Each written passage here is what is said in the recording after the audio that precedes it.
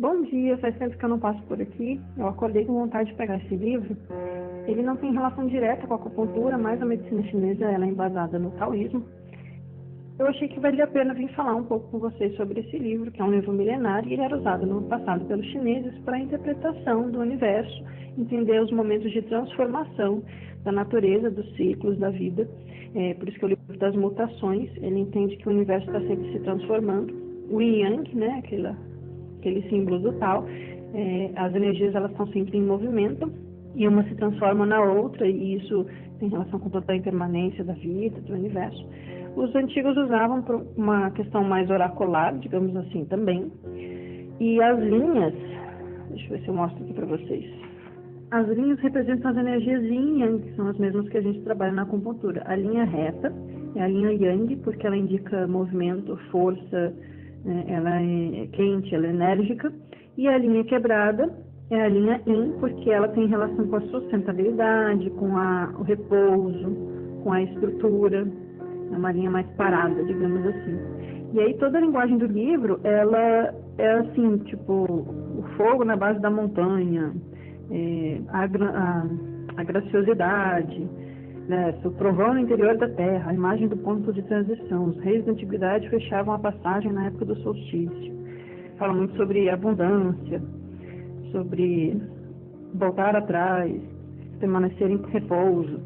Enfim, são diversas interpretações baseadas no taoísmo e são 64 hexagramas, cada um composto de 2 trigramas, que são Yin e Yang, e isso vai dar uma interpretação do universo, do movimento da vida. Não é no sentido de prever o futuro, mas de entender os movimentos e como eles vão se construindo e gerando consequências claras no passo seguinte. Faz o prefácio dessa edição, que é a minha favorita, eu acho que é a melhor tradução, essa do Richard Wilhelm, é o Jung é um psicanalista famoso, né, foi discípulo de Freud, depois ele desenvolveu a sua própria linha de psicologia. E o Jung ele faz um amplo estudo sobre os símbolos, a simbologia universal, digamos assim, o inconsciente coletivo, o inconsciente individual. Ele faz a questão dos sonhos como manifestações do nosso inconsciente, ele estuda mandalas, e o I Ching e o taoísmo, esse tipo de filosofia e oráculo também, foi do interesse do Jung durante a vida dele. Então acredita-se que o jogo do I Ching, isso aqui não é um livro para você sentar e ler, é um livro para você jogar. Você usa ele e cada um dos 64 hexagramas vai te dar uma resposta diferente.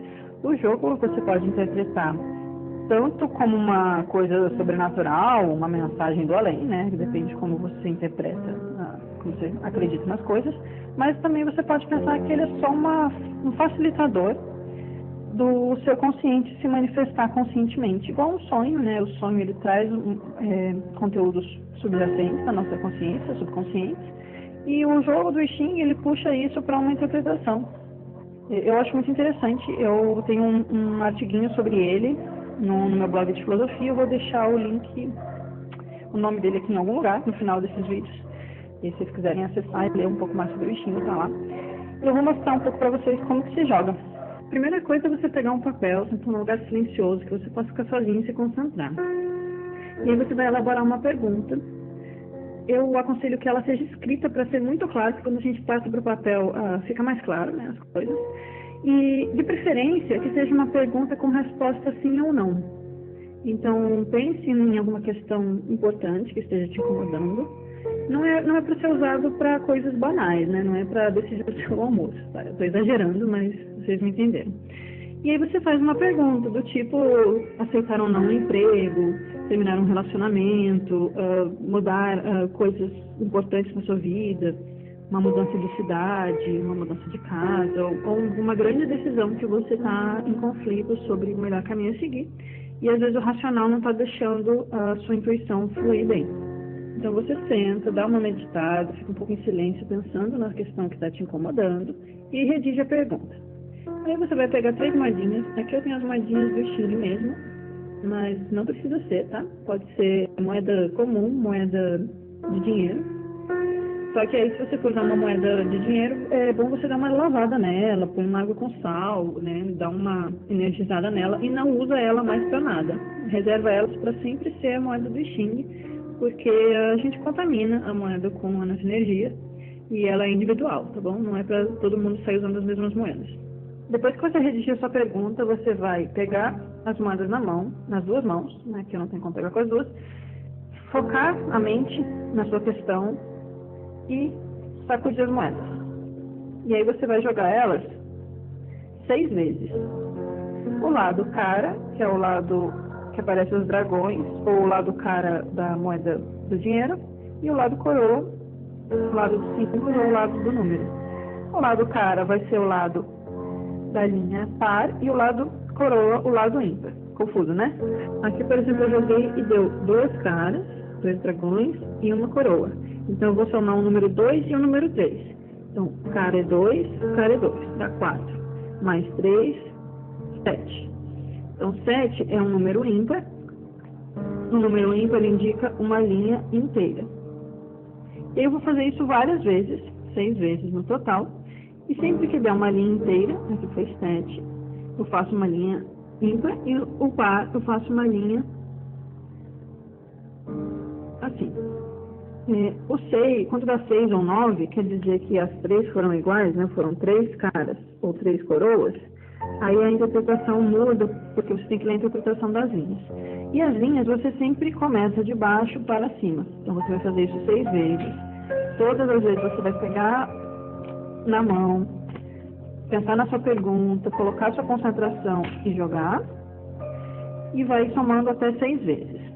Feito isso, você vai dividir os 3 de baixo e os 3 de cima. E aí aqui no livro tem um índice que você vai ler aqui, os inferiores e os superiores. Então os 3 de baixo você vai procurar aqui e o outro aqui, coisa simples, né? Você pode ler, por exemplo, Yang, Yin, Yin, Yang, Yin, Yang. Ou você pode ler assim, fechado, aberto, aberto, fechado, aberto, fechado, que é mais para você memorizar. E aí você vem aqui e encontra, né? Qual que é? O que eu joguei agora de brincadeira caiu no número 22. Aí você vem e procura a interpretação 22. E aí você chega no hexagrama, esse aqui é o 22, graciosidade, beleza. E você vai ler a sequência, você vai ler as indicações, você vai ler o julgamento, a imagem. E se tiver dado uma linha de número 9 ou 6, que são as linhas mutáveis, você vai ler a interpretação das linhas também. Só que olha que difícil. Você pode, por exemplo, perguntar se você deve aceitar um emprego. Aí aqui, graciosidade significa não ser atingido. Aí vai depender muito da sua interpretação, da sua intuição mesmo, porque não ser atingido é aceitar ou não aceitar? É aceitar com cautela, porque depois ele fala assim, tem sucesso, é favorável empreender algo em assuntos menores. Então tem sucesso, então talvez seja o caminho aceitar mesmo.